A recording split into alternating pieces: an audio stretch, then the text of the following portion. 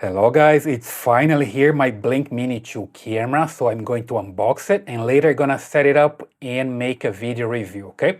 Well, basically it's a Blink Mini 2 camera with the day-night view high definition video, two-way audio, LED spotlight, weather resistant, smart notification with Alexa, okay? So let's just unbox it.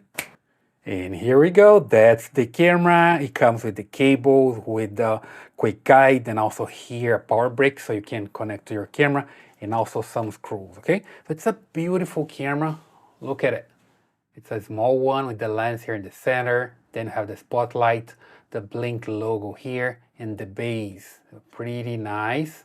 The base here has this Blink logo, it's nice as well. And it's heavier than the Mini 1, okay? I can say because I have the Mini 1 as well. And back here you have the QR code, so you can set it up your camera, and the place here to connect your cable, and perhaps this could be a speaker. I still don't know because I'm just unboxing the camera right now, okay? And here you can just detach, just like the Mini 1.